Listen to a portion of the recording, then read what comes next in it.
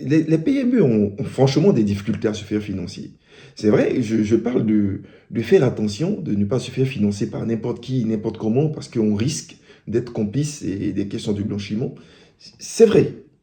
Mais en même temps, il faut reconnaître, et c'est notre ancien président qui le disait, un homme qui a faim n'est pas un homme libre.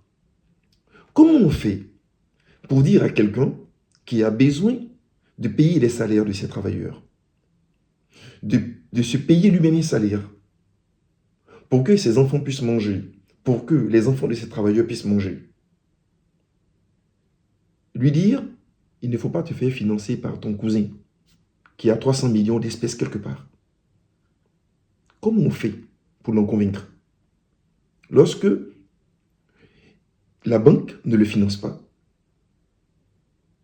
ou lorsque le crédit qui est octroyé par la microfinance est trop élevé. Moi, j'ai regardé, il y a quelques semaines de cela, un nouveau client qui est venu me voir.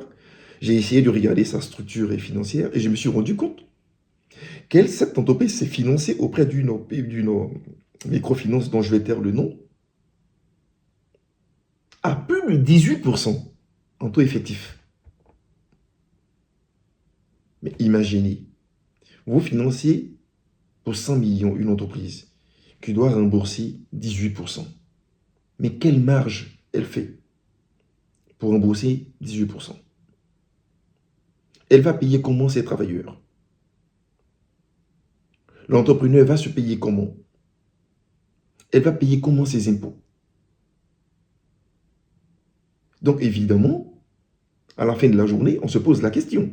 Comment on fait pour convaincre un tel dirigeant de ne pas aller sur le marché noir ou de ne pas aller chez un cousin qui a 300 millions, 500 millions quelque part, qui n'est pas forcément de l'argent propre, de ne pas l'utiliser pour se financer? Ça veut dire qu'il faut que nos pouvoirs publics prennent à bras le corps la question du financement des PME. Moi, je suis d'accord en tant que conseil que les PME elles-mêmes ont un rôle à jouer en matière de transparence, en matière de qualité d'organisation, en matière de tout ça. Elles ont un rôle à jouer, je suis d'accord avec ça. Mais en même temps, les pouvoirs publics ont un rôle important à jouer pour faire en sorte que ces entreprises puissent avoir accès au crédit, avoir accès au financement de leurs activités. Sinon, elles vont se retrouver malheureusement, parce qu'elles ont faim, être complices de personnes véreuses et faire entrer de l'argent sale dans l'économie. Et là, ça n'arrange personne, à commencer par l'État.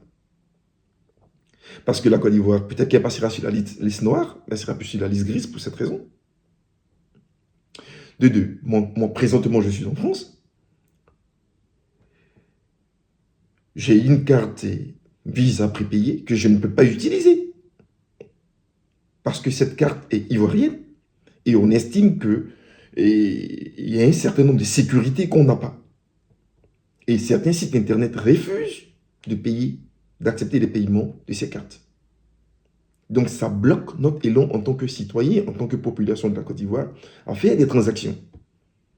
Ceux qui achètent en Chine, ceux qui achètent en Europe, qui achètent dans d'autres économies, vont vous le dire. Souvent, elles ont des difficultés, ces personnes-là, à acheter sur le marché international avec leur carte Visa. Parce que malheureusement, le pays est blacklisté. Donc voyez-vous, tout le monde finit par perdre. Lorsque tout le monde ne fait rien. Donc chacun de nous a son rôle à jouer. Pour que la question du financement donc, des PME soit, je ne dirais pas réglée, mais soit regardée de près pour faire en sorte que de plus en plus, ces entreprises puissent avoir accès au marché, avoir accès à des financements raisonnables, à des taux raisonnables, pour qu'elles puissent se développer.